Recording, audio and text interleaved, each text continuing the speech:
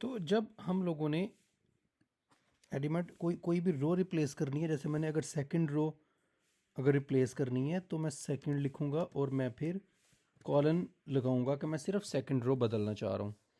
और मैं फिर इधर सेकंड रो के मुझे सभी एलिमेंट्स, मुझे 10 एलिमेंट्स देने पड़ेंगे। तो मैं 3, 6, 9, 2, 8, 9, 7, सो 1, 2, 3, 4, 5, 6, 7, 8, 9 और गालबन ये 10 एलिमेंट्स हो गए हैं। तो ये आपकी पूरी की पूरी सेकंड रो जो है ये रिप्लेस कर दी जाएगी। देखें ये पूरी सेकंड रो जो है वो चेंज कर दी गई है। इसी तरह से अगर आप सिर्फ सेकंड कॉलम को बदलना चाहते हैं तो सेकंड कॉलम को बदलने के लिए पहले कॉलन आएगा और बाद में हम उसका नंबर लिखेंगे। तो ये आपके पास सेकंड कॉलम को रिप्लेस करेगा। ठीक है, तो ये देखें, इसमें हम चेक करते हैं इसे। तो ये देखें आपके पास सेकंड कॉलम जो वो चेंज कर दिया गया है 3, 6, 9 to 8 और ये 10 तक। तो पहले अगर लिखेंगे तो रो, और अगर बाद में लिखेंगे और ये वाली वैल्यू उसे नई वैल्यू असाइन हो जाएगी। तो हम अगर मैट्रिक्स एक बना लेते हैं और बाद में जैसे हमने पहले देखा है कि हम उसमें से कुछ एलिमेंट्स निकाल भी सकते हैं और हम पहले से जो एलिमेंट्स हैं उनको रिप्लेस भी कर सकते हैं। अच्छा, अब मान लें कि मुझे 2 रोज़ चेंज करनी है, तो फिर हम क्या करेंगे? तो लेट्स से कि मुझे मैजिक मैट्रिक्स और मुझे रिप्लेस करनी है फर्स्ट और थर्ड रो। तो मैं बिल्कुल उसी तरह से लिखूँगा, फर्स्ट और थर्ड रो मुझे चेंज करनी है और मुझे कॉलम का अभी कोई नहीं है, तो कॉलम कोई सभी कंसिडर करने हैं। तो हम इधर लिखेंगे इस तरह से, और हमने फर्स्ट रो में 1 से लेके 10 तक एलिमेंट्स डाल देने हैं, 1 1 के डिफरेंस से आएंगे। और फिर हमने इस तरह से ये ब्रेक लगाना है। फर्स्ट रो जब चेंज हो जाएगी तो अब मैं थर्ड की बात अब करूँगा कि थर्ड की जगह पे क्या आए। तो ये सेमीकोलन मुझे लगाना पड़ेगा और थर्ड की जगह पे मान लें कि 2 से लेके 2 2 के डिफरेंस से मैं 20 तक जो है वो लिखना चाहता हूँ। तो ये मेरे पास देखें फर्स्ट रो भी बदल गई 1 से लेकर 10 तक और थर्ड रो भी बदल गई। तो इस तरह से आप एक से ज़्यादा रोज़ भी बदल सकते हैं। और अगर वो एलिमेंट्स आपके कोई इक्वल स्पेस में नहीं भी हैं, आपने कोई और, तो आप वो सारे एलिमेंट्स लिखोगे और पहली रो फिर सेमीकोलन लगा के आपने जो जितनी भी, तो हम 1, 2, 3, 4 जितनी भी रोज़ चेंज करना चाहें हम मैट्रिक्स के अंदर हम लोग कर सकते हैं। और ये नई वैल्यू इस मैजिक मैट्रिक्स में इन 2 की जगह पे ये वैल्यू असाइन हो जाएगी। अच्छा, अगर हम कॉलम को रिप्लेस करना चाहते हैं तो अगेन मैजिक मैट्रिक्स में लिखूँगा और मान लें कि मैंने 2 और 4 वाला कॉलम भी चेंज करना है। तो पहले कॉलन आएगा, रोज सभी कंसिडर होंगी, और कॉलम सिर्फ 2 वाला और 4 वाला अगर मैं रिप्लेस करना चाहता हूँ। और मैं क्या करना चाहता हूँ, दूसरे कॉलम में मैं करना चाहता हूँ 3 से लेके 2 2 के डिफरेंस से मेरे पास वैल्यूज़ आनी चाहिए। ये मैं लिन स्पेस को यूज़ कर लेता हूँ। लिन स्पेस मैं 2 से शुरू करना चाहता हूँ और मैं 20 तक जाना चाहता हूँ। और टोटल वैल्यूज़ मैंने कितनी लेनी है, 10 वैल्यूज़। आपने 10 से ज़्यादा नहीं लेनी, क्योंकि 10 से ज़्यादा लेंगे तो मैट्रिक्स आपका 10/10 का है, तो वो मैट्रिक्स जो है ना वो डिमेंशन एरर आ जाएगा। और उसके बाद हमारे पास ऐसे सेमीकोलन ब्रेक आएगा और फिर से जो दूसरी जो मैंने फोर्थ वाला कॉलम चेंज करना है उसमें लिन स्पेस, और मैं उसमें 3 से लेके मान लो 50 तक जाना चाहता हूँ, 3 से शुरू करके 50 तक, लेकिन वैल्यूज़ 10 ही लेनी है। ओके, ताकि 10 वैल्यू, क्योंकि हर किसी में 10 वैल्यूज़ हैं। एक में अगर आप 11 ले लोगे तो वो मैट्रिक्स डिमेंशन वो बढ़ जाएगी, तो वो मैट्रिक्स ही नहीं बनेगा।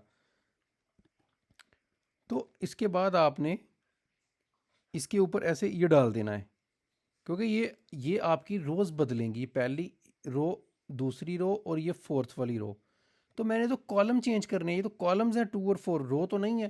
तो ऊपर ये मैं ट्रांसपोज का सिंबल डालूंगा, वो रो को कॉलम बना देगा। तो ये देखें, ये आपकी देखें अब, ये देखें पहली रो आपकी बदल गई, और देखें हर जगह पे पॉइंट इसलिए आ गया क्योंकि कुछ आंसर आपके पॉइंट्स में आ रहे हैं, तो उसने हर किसी को पॉइंट्स में कर दिया है।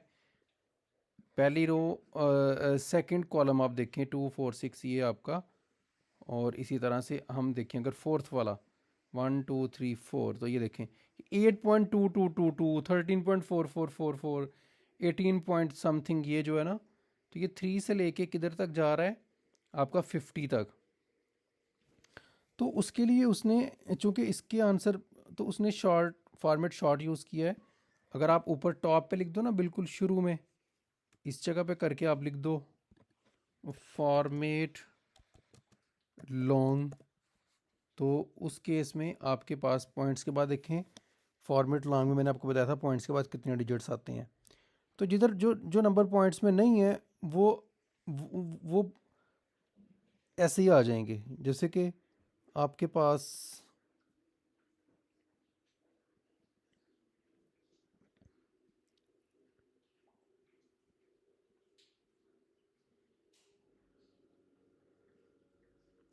ठीक है 0.17 ये समथिंग। तो ये आपकी सेकंड और फोर्थ कॉलम भी चेंज हो चुका है, फर्स्ट और थर्ड रो भी चेंज हो चुकी है। बाकी जो एंट्रीज हैं वो एज इट इज़ रहेंगी, उनमें कोई चेंज नहीं आया, तो वो ऐसे ही लिखी जाएंगी। लेकिन उनके बाद भी वो पॉइंट के बाद 16 डिजिट्स जो हम यूज़ करते हैं वो यूज़ करेगा। चलें बहरहाल, ठीक है। तो ये मैं थोड़ा इजी कर देता हूँ। अब पॉइंट के बाद 2 डिजिट्स आएंगे फॉर्मेट बैंक से। तो ये देखें, ये 57 16 69 75 26, ये ऐसे ही नंबर इंटीजर्स ही हैं, लेकिन चूंकि बाकी सभी के साथ पॉइंट है तो इनके साथ भी वो फिर 0.00 कुछ नहीं मिल रहा, तो वो 0 लिखता जा रहा है। तो ये मैट्रिक्स आपका जो है ये पूरे का पूरा ये आपका बन चुका है। आगे हम चलते हैं।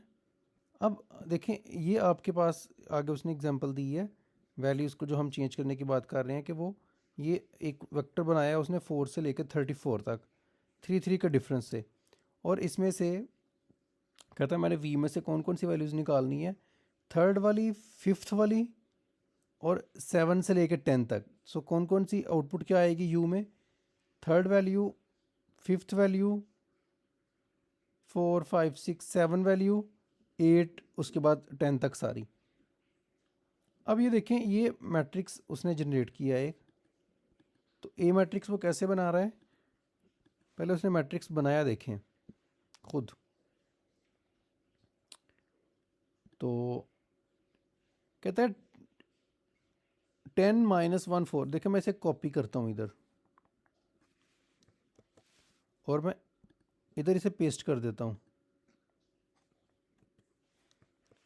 देखिए कैसा मैट्रिक्स बनेगा। ए जो है 10 से हम 4 तक आएंगे, एक एक नंबर पीछे -1 का डिफरेंस, पहले 10 फिर 9 फिर 8 फिर 7, ये सारे ये सही लिखा नहीं गया इधर, ठीक है। तो इधर वंस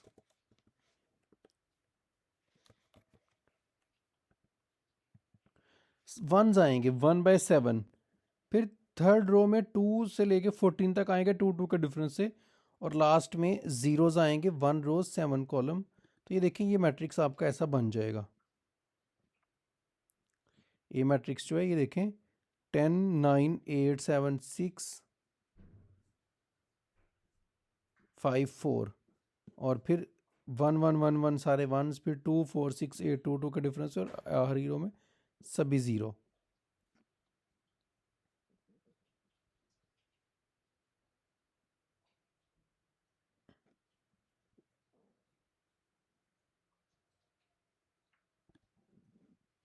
चलें, तो अब ये मैट्रिक्स जनरेट करने के बाद हमें वो कहता है